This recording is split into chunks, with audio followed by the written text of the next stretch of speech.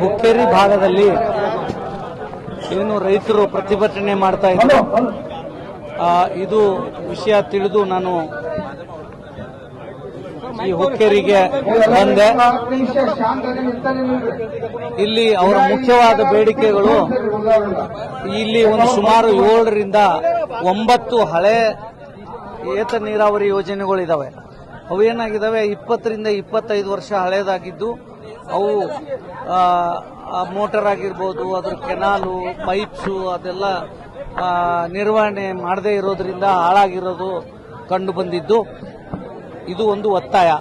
ಇನ್ನೊಂದು 2 ಅವ್ರದ್ದು ಮಲ್ಲಿಕಾರ್ಜುನ ಏತ ನೀರಾವರಿ ಮತ್ತೆ ಈ ಶಿಪೂರ್ ಹಡಲಗಾರ ಏತ ನೀರಾವರಿ 2 ಯೋಜನೆಗಳನ್ನು ಅನುಷ್ಠಾನ ಮಾಡಬೇಕು ಅಂತ ಅವರ ಮುಖ್ಯವಾದ ಬೇಡಿಕೆಗಳಾಗಿತ್ತು.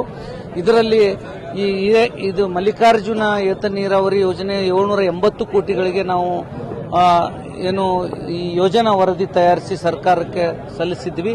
ಆದರೆ ಅದರಲ್ಲಿ ಆ ನದಿ ಏನು ನಾವು ಸುಲ್ತಾನ್ಪುರ್ ಹತ್ರ ಹಿರಣ್ಯಕೇಶಿ ನದಿಯಿಂದ ನೀರನ್ನು ಎತ್ತಬೇಕು ಅಂತ ಯೋಜನಾ ವರದಿ ತಯಾರಿಸಿದ್ವಿ. ಆ ನದಿನಲ್ಲಿ 0.61 TMC ಅವಶ್ಯಕ ನೀರು ಲಭ್ಯವಿಲ್ಲ ಅಂತ ಅದನ್ನು ಮರುಪರಿಶೀಲನೆಗೆ ಸಲ್ಲಿಸಿರೋದ್ರಿಂದ ಅದನ್ನು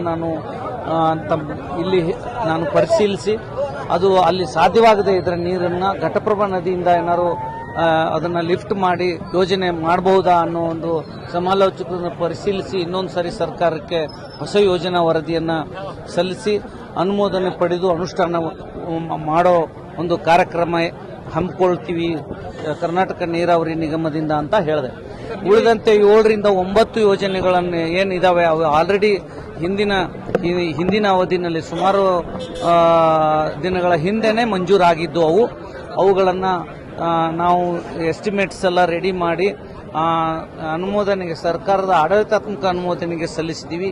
ಅವೆಲ್ಲ 1 ತಿಂಗಳ ಒಳಗಾಗಿ ಆಡಳಿತಾತ್ಮಕ ಅನುಮೋದನೆ ಪಡೆದು ಅವುಗಳನ್ನು ಟೆಂಡರ್ ಕರೆದು ಆ ಎಲ್ಲ ಏನು 7 ಹಳೆಯ ಏತ ನೀರಾವರಿ ಯೋಜನೆಗಳು ಇದಾವೆ ಅವುಗಳನ್ನು ಅನುಷ್ಠಾನಗೊಳಿಸ್ತೀವಿ ಅಂತ ಹೇಳಿದ್ವಿ. ಸುಮಾರು 90 ದಶಕದಿಂದ ಇವೆಲ್ಲ ಯೋಜನೆಗಳು ಇದ್ರೂ ಕೂಡ ಅವು ಸರಿಯಾಗಿ ಅನುಷ್ಠಾನ ಆಗಿಲ್ಲ, ಸರಿಯಾಗಿ ನೀರು ಬಂದಿಲ್ಲ. ಅಂದ್ರೆ ಇಲ್ಲಿರ್ತಕ್ಕಂಥ ಅಧಿಕಾರಿಗಳು ಎಷ್ಟರ ಮಟ್ಟಿಗೆ ಅಂದ್ರೆ ವ್ಯವಸ್ಥಿತವಾಗಿ ಒಂದು ಮಾಡಿದ್ದಾರೆ ಅಲ್ಲ. ಇದು ನೀವು ಕೇಳಿದಾಗೆ ಅಧಿಕಾರಿಗಳು ಅಂತ ಅಲ್ಲ, ಅಧಿಕಾರಿಗಳ ಕೊರತೆ ಇದೆ, ಅದು ನಿಜ ಒಪ್ಕೋಬೇಕು. ಯಾಕಂದ್ರೆ ಈ ಕಡೆ ಭಾಗದಲ್ಲಿ ಅಧಿಕಾರಿಗಳು ಹೆಚ್ಚಿನ ದಿನಗಳವರೆಗೆ ಇಲ್ಲಿ ಸೇವೆಗೆ ಬರೋದಿಲ್ಲ. ಒಂದು ಯಾಕಂದ್ರೆ ಹೆಚ್ಚಿನ ಒತ್ತಡ ಇದೆ. ನೀರು ಈ ಭಾಗ ಏನಿದೆ ಇದು ಎತ್ತರದ ಪ್ರದೇಶ ಆಗಿರೋದ್ರಿಂದ ಇದಕ್ಕೆ ಗ್ರಾವಿಟಿನಲ್ಲಿ ನೀರು ತರ್ಸಕ್ಕೆ ಸಾಧ್ಯ ಇಲ್ಲ. ಇದಕ್ಕೆ ಏನು ಮಾಡಿದ್ರು ಸಹಿತ ನಾವು ಲಿಫ್ಟ್ ಮಾಡಿ ಅದಕ್ಕೆ ವಿದ್ಯುತ್ ವೆಚ್ಚ ಇದೆ. ಸೊ ಆ ಥರ ನೀರಾವರಿ ವ್ಯವಸ್ಥೆಗಳನ್ನೇ ಕಲ್ಪಿಸಬೇಕು, ವಿನಃ ಈ ಗ್ರಾವಿಟಿ ಮೇಲೆ ನೀರಾವರಿ ಮಾಡಕ್ಕೆ ಸಾಧ್ಯ ಇಲ್ಲ. ಸೊ ಈಗ ನಮ್ಮಿಂದ ಕರ್ನಾಟಕ ನೀರಾವರಿ ನಿಗಮದಿಂದ ಎಲ್ಲ ಪ್ರಯತ್ನಗಳು ಇರೋ ಏತ ನೀರಾವರಿಗಳನ್ನು ಸರಿ ಮಾಡೋದು ಮತ್ತೆ ಹೊಸದಾಗಿ ಏತ ನೀರಾವರಿಗಳನ್ನು ಮಾಡೋ ಒಂದು ಯೋಚನೆ ಇದೆ. ಸುಮಾರು 60ಕ್ಕೂ ಅಧಿಕ ಕುಡಿಯುವ ನೀರಿನ ವ್ಯವಸ್ಥೆ ಕುಡಿಯುವ ನೀರಿನ ವ್ಯವಸ್ಥೆಗೆ ಏನಾದ್ರು ಕುಡಿಯುವ ನೀರಿನ ಇಲಾಖೆಯವರು ನಮಗೆ ನೀರು ಒದಗಿಸಿ ಅಂತ ಕೇಳಿದ್ರೆ ನಾವು ನೀರನ್ನ ಒದಗಿಸೋ ಪ್ರಯತ್ನ ಮಾಡ್ತೀವಿ. ಹೌದು, ನಾನು ಈಗ ಅವರೇನು ಮಹಾಗುರುಗಳು ಹಾಗೂ ಏನು ರೈತ ಮುಖಂಡರು ತಿಳಿಸಿದ್ದಾರೆ ಆ ಥರ ನಾನು ಇದೇ ಭಾಗದವನಾಗಿರೋದ್ರಿಂದ ನನಗೆ ಇಲ್ಲೆಲ್ಲ ಜಿಯಾಲಜಿಕಲ್ ಏರಿಯಾ ಗೊತ್ತಿದೆ. ಸೊ ನಾಳೆ ನಾನು ಇದ್ದು ಅದೇನು ಮಲ್ಲಿಕಾರ್ಜುನ ಏತ ನೀರಾವರಿ ಆಲ್ಟರ್ನೇಟಿವ್ ವ್ಯವಸ್ಥೆ ಬಗ್ಗೆ ಪರಿಶೀಲಿಸ್ತೀನಿ. ಏನಂತಂದ್ರೆ ಈಗ ಎಂಐ ಡಿಪಾರ್ಟ್ಮೆಂಟ್ ಸಾಕಷ್ಟು ಎಂಐ ಡಿಪಾರ್ಟ್ಮೆಂಟ್ ನಮಗೆ ಸಂಬಂಧಿಸಿದ್ದಲ್ಲ. ಕುಡಿಯೋ ನೀರಿನ ಇಲಾಖೆ ಏನು ಸಂಪರ್ಕಿಸಬಹುದು. ಕುಡಿಯೋ ನೀರಿನ ಇಲಾಖೆ ಏನಾದ್ರು ನೀರಿಲ್ಲ ಅಂತ ಹೇಳಿದ್ರೆ ನಮ್ಮಿಂದ ಏನಾದ್ರು ನೀರು ಒದಗಿಸಕ್ಕೆ ನಾವು ಪ್ರಯತ್ನ ಮಾಡ್ತೀವಿ. ಭೇಟಿಗೆ ನಾವು ಅವಕಾಶ ಮಾಡಿಕೊಡ್ತೀವಿ ಅಂತ ಹೇಳಿದ್ವಿ.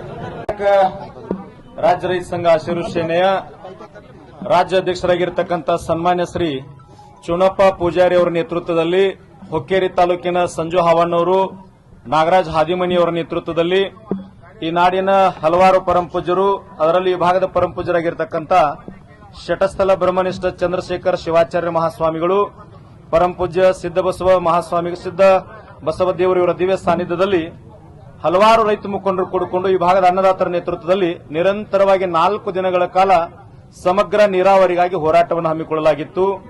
4 ದಿನಗಳಲ್ಲಿ ಈ ಭಾಗದ ಕೆಲವು ರಾಜಕೀಯ ಮುಖಂಡರು ಸ್ಪಂದನೆಯನ್ನು ಮಾಡಿದರು. ಅದೇ ರೀತಿಯಾಗಿ ಇವತ್ತು ಸರ್ಕಾರ ನಮಗ ಗೌರವವನ್ನು ಕೊಟ್ಟು ಮುಖ್ಯ ಎಂಡಿ ಅವರನ್ನ ಕಳಿಸಿಕೊಟ್ಟು ಚರ್ಚೆಯನ್ನ ಮಾಡಿ ಅದರ ಸಮಸ್ಯೆ ಬಗೆಹರಿಸ್ತೀನಿ ಅಂತ ಅಧಿಕಾರಿಯನ್ನು ಕಳಿಸಿಕೊಟ್ಟಿದ್ರು. ಅದರ ಮೂಲಕವಾಗಿ ಎಲ್ಲ ಸಮಗ್ರವಾಗಿ 1-2 ಗಂಟೆಗಳ ಕಾಲ ಚರ್ಚೆಯನ್ನ ಮಾಡಿ ಎಸ್ಪಿ ಅವರ ನೇತೃತ್ವದಲ್ಲಿ ಎಲ್ಲ ನೀರಾವರಿ ಅಧಿಕಾರಿಗಳ ನೇತೃತ್ವದಲ್ಲಿ ಚರ್ಚೆಯನ್ನು ಮಾಡಿ 5 ರಿಂದ 6 ಯೋಜನೆಗಳನ್ನ 1 ರಿಂದ 1.5 ತಿಂಗಳೊಳಗೆ ನಾನು ಪ್ರಾರಂಭ ಮಾಡ್ತೀನಿ. ಏನೇ ಸಮಸ್ಯೆ ಇದ್ರೂ ಬಗೆಹರಿಸಿಕೊಂಡು ಸರ್ಕಾರ ಮಟ್ಟದೊಳಗೆ ಚರ್ಚೆ ಮಾಡಿಕೊಂಡು 6 ಯೋಜನೆಗಳನ್ನು ಬಗೆಹರಿಸ್ತೀನಿ. ಮಲ್ಲಿಕಾರ್ಜುನ್ ಏತ ನೀರಾವರಿ ಇನ್ನು ಯಾವ ಗಂಭೀರ ಅದಾವ ಆ ಎಲ್ಲ ಗಂಭೀರ ಸಮಸ್ಯೆಗಳನ್ನ ನೀರಾವರಿ ಯೋಜನೆಗಳನ್ನ ಚರ್ಚೆ ಮಾಡ್ಲಿಕ್ಕೆ 10-15 ದಿನಗಳೊಳಗ ನೀರಾವರಿ ಸಚಿವರಾಗಿರ್ತಕ್ಕಂಥ ಸನ್ಮಾನ್ಯ ಶ್ರೀ ಡಿ.ಕೆ. ಶಿವಕುಮಾರ್ ಅವರ ಜೊತೆಯಲ್ಲಿ ಈ ಭಾಗದ ಶಾಸಕರು ಸಚಿವರ ಆದಿಯಾಗಿ ಎಲ್ಲರ ನೇತೃತ್ವದಲ್ಲಿ ಪರಮಪೂಜ್ಯರ ನೇತೃತ್ವದಲ್ಲಿ ಅಧ್ಯಕ್ಷರ ನೇತೃತ್ವದಲ್ಲಿ ಒಂದು ನಿಯೋಗವನ್ನು ಕರ್ಕೊಂಡು ಬರೀ ಭೇಟಿ ಮಾಡಿಸ್ತೀನಿ. ಅದನ್ನೂ ಕೂಡ ಸರ್ಕಾರ ಮಟ್ಟದಲ್ಲಿ ಗಂಭೀರವಾಗಿ ಚರ್ಚೆ ಮಾಡ್ತೀನಿ ಅಂತ ಹೇಳಿದ್ರು. 60 ವರ್ಷಗಳಿಂದ ನೆನೆಗುದಿಗೆ ಬಿದ್ದಿರತಕ್ಕಂಥ ಯೋಜನೆಗಳನ್ನ ರೈತ ಸಂಘ 4 ದಿನಗಳಲ್ಲಿ ಈ ಭಾಗದಲ್ಲಿ ಜನರ ಜೊತೆಗೆ ಅವರ ಕಣ್ಣೀರಿನ ಜೊತೆ ಸ್ಪಂದನೆಯನ್ನು ಮಾಡಿ ಹೋರಾಟವನ್ನು ಮಾಡಿ ಒಂದು ಗೆಲುವಾಗ್ಯದ ಅಂತ ನಾನು ಹೆಮ್ಮೆಯಿಂದ ಹೇಳ್ತೀನಿ ಸರ್. ಹೋರಾಟವನ್ನು ಹಿಂತಕೊಳ್ಳಾಗಿದೆ ಸರ್. ಇಲ್ಲ ಹಿಂತಕೊಳ್ಳಾಗಿದೆ ಸರ್. ಅವರು 1 ತಿಂಗಳು ಅಂದಿದ್ರು ಸರ್. ಆದ್ರೆ ಈ ವಾರದಾಗ ಬಂದ್ರು ನಾವು ಕೊಡ್ತೀವಿ ಅಂದಿರು. ನಾವು 1ನೇ ತಾರೀಕು ಮಟ್ಟ ನಮ್ದು ಇನ್ನ ಬೇರೆ ಬೇರೆ ಜಿಲ್ಲೆಯೊಳಗೆ ನೀರಾವರಿ ಹೋರಾಟ ಇದಾವ. 1-2-3 ದಿನದೊಳಗೆ 1 ರಿಂದ 5 ತಾರೀಕು ಒಳಗೆ ನಾವು ಅಧ್ಯಕ್ಷರು ಕೂಡ ಮಾತನಾಡಿಕೊಂಡು ಒಂದು ದಿನಾಂಕ ತಗೊಂಡು ಸುದೀರ್ಘವಾಗಿ 2 ಗಂಟೆಗಳ ಕಾಲ ಚರ್ಚೆ ಮಾಡಬೇಕಂತ ವಿಚಾರ ಮಾಡಿದೀವಿ. ಹೇಳಿ ಸರ್. 100% ವಿಶ್ವಾಸ ಅದ ಸರ್. ಸರ್ಕಾರ ಜೊತೆ ಗಂಭೀರವಾಗಿ ಚರ್ಚೆ ಮಾಡ್ತೀವಿ. ನಾವು 4 ದಿನದೊಳಗ ಹೋರಾಟ ಹಿಂತೆಗಿಬೇಕಂತ ಈ ಭಾಗದೊಳಗೆ ಅಧಿಕಾರಿಗಳು ರಾಜಕಾರಣಿಗಳು ಸ್ಪಂದನೆ ಮಾಡಿ ಎಂಡಿ ಅವರನ್ನು ಕಳಿಸಿಕೊಟ್ಟಾರಂದ್ರೆ ನೀವು ವಿಚಾರ ಮಾಡಬೇಕು. ಮುಂದಿನ ದಿನಮಾನದೊಳಗ 1.5 ತಿಂಗಳೊಳಗ ಈ ಯೋಜನೆ ಪ್ರಾರಂಭ ಆಗಲಿಲ್ಲ ಅಂದ್ರೆ ಡಿ.ಕೆ. ಶಿವಕುಮಾರ್ ಅವ್ರ ಜೊತೆ ಚರ್ಚೆ ಮಾಡಿದಾಗ ನಮ್ಮ ಗಂಭೀರ ಸ್ವರೂಪಕ್ಕ ಅವರು ಪೂರ್ಣ ಪ್ರಮಾಣದೊಳಗೆ ಸ್ಪಂದನೆ ಮಾಡದೇ ಇದ್ರೆ ನಮ್ಮದು ಏನದ ಅಂತಂದ್ರೆ ಹುಕ್ಕೇರಿ ಸರ್ಕಲ್ ಒಳಗೆ ಹೋರಾಟ ಇರುವುದಿಲ್ಲ. 1 ಲಕ್ಷ ಜನರನ್ನು ತಗೊಂಡು 10 ಟೋಲ್ ಬಳಿ ಹೋರಾಟ. ಏನ್ ಅಡ್ಡಿ ಆದ್ರೂ ಇಲ್ಲ ಸರ್. 1.5 ತಿಂಗಳದಾಗ ಮಾಡ್ತೀನಿ ಅಂತೇಳಿ ಮಹಾತ್ಮರ ನೇತೃತ್ವದೊಳಗೆ ಮಾತು ಕೊಟ್ಟಿದಾರ. ಇನ್ನು ಇಲ್ಲಿ ಹುಕ್ಕೇರಿ ಒಳಗೆ ಹೋರಾಟ ಆಗೋದಿಲ್ಲ. ಬೆಂಗಳೂರೊಳಗೆ ಎಂಡಿ ಆಫೀಸ್ ಚಾವಿ ಹಾಕಿ ಹೋರಾಟ ಮಾಡಬೇಕಾಗ್ತದೆ ಸರ್. 100% ವಿರೋಧ ಐತೆ ಸರ್. ಕುಡಿಯುವ ನೀರಿಗಾಗಿ ಒಯ್ತಿದ್ರಂದ್ರೆ ಏನಾದ್ರೂ ಸ್ಪಂದನೆ ಮಾಡಬಹುದಾಗಿತ್ತು. ಕೈಗಾರಿಕೆಗೆ ನೀರು ಒಯ್ಲಿಕ್ಕೆ ವಿರೋಧ ಅದ. ಯಾಕಂದ್ರೆ ನೀರು ಡ್ಯಾಮಿಗೆ ಭೂಮಿ ಕೊಟ್ಟವರಿಗೆ ನೀರಿಲ್ಲ. ಇಲ್ಲಿ ಕೆಲವು ಹಳ್ಳಿ ಒಳಗೆ 20 ದಿನಕ್ಕೆ ನೀರು ಬರ್ತದೆ. ಸಮಗ್ರವಾಗಿ ಹುಕ್ಕೇರಿ ತಾಲೂಕು ನೀರಾವರಿ ಆಗಬೇಕು. ಯಮಕನಮರಡಿ ತಾಲೂಕಿನ ಕ್ಷೇತ್ರದೊಳಗಿರ್ತಕ್ಕಂಥ ಎಷ್ಟು ಹಳ್ಳಿ ವಂಚಿತ ಅದಾವ ಅವೆಲ್ಲದಕ್ಕೂ ನೀರಾವರಿ ಆಗಿ ಕುಡಿಯುವ ನೀರಾಗಿ ಬೆಳೆಗಳಿಗೆ ಎಷ್ಟು ಬೇಕು ಸಫಿಶಿಯಂಟ್ ನೀರಾವರಿ ಆದ ತಕ್ಷಣ ಅಲ್ಲಿ ಉಳೋದ್ರ ನಾವು ಮನಸ್ಸು ಮಾಡಿದ್ರೆ ಉಳದಂತ ನೀರು ಕೈಗಾರಿಕೆ ಹೋಗ್ಬೋದು ಸರ್. ಈಗ ಏನಾಗಕತ್ತದ ರಾಜಕಾರಣ ನಿಮಗೂ ಗೊತ್ತದ, ನೀವು ಪ್ರಶ್ನೆ ಮಾಡಕತ್ತೀರಿ, ನಮಗೂ ಗೊತ್ತದ, ನಾವು ಉತ್ತರ ಹೇಳಕತ್ತೀವಿ. ಅದ್ರ ಹೆಂಗಾಗ್ಯದ ಅಂದ್ರೆ ಇವ್ರ ರಾಜಕಾರಣ ನಮಗೆ ಸಂಬಂಧ ಬೇಕಾಗಿಲ್ಲ. ನಮ್ಮ ನೀರಾವರಿ ಸಂಪೂರ್ಣ ಹುಕ್ಕೇರಿ ತಾಲೂಕಿಗೆ ನಮ್ಮ ಹೊಟ್ಟೆ ತುಂಬಿದ ನಂತರ ಹೆಚ್ಚಾದ ರೊಟ್ಟಿಯನ್ನ ನಾವು ಧಾರವಾಡಿಗರಿಗೆ ಕೈಗಾರಿಕರಿಗೆ ಯಾರಿಗೆ ಬೇಕಾದ್ರೂ ದಾನ ಮಾಡ್ತೀವಿ. ಏನಿಲ್ಲ ಸರ್, 4 ದಿನ ಹೋರಾಟ ಮಾಡ್ಲಿಕ್ಕೆ ಗದಗ, ರಾಯಚೂರು, ಬಳ್ಳಾರಿ, ಕೊಪ್ಪಳ, ಧಾರವಾಡ, ದಾವಣಗೆರೆ, ಬಿಜಾಪುರ, ಬಾಗಲಕೋಟೆ, ಯಾದಗಿರಿಂದ ಎಲ್ಲಾ ಜನ ಬಂದು ಸಹಕಾರ ಕೊಟ್ಟಿದ್ದಾರೆ. ಹುಕ್ಕೇರಿ ಜನರಿಗೆ ಅಷ್ಟ ಸಂಬಂಧ ಅಲ್ಲ. ಯಾವುದೇ ತಾಲೂಕಿನೊಳಗೆ ಏನೇ ಸಮಸ್ಯೆ ಆದ್ರೂ ಇದು ಕನ್ನಡ ನಾಡಿನ ಸಮಸ್ತ ಅನ್ನದಾತರ ಕೂಗುವಂತಕ್ಕಂಥ ಭಾವನೆಯಿಂದ ಎಲ್ಲರೂ ಸ್ಪಂದನೆ ಕೊಟ್ಟು ಬಂದು ಭಾಗವಹಿಸ್ತಾರೆ. ಅವರಿಗೂ ಕೂಡ ಧನ್ಯವಾದ ಹೇಳ್ತೀನಿ.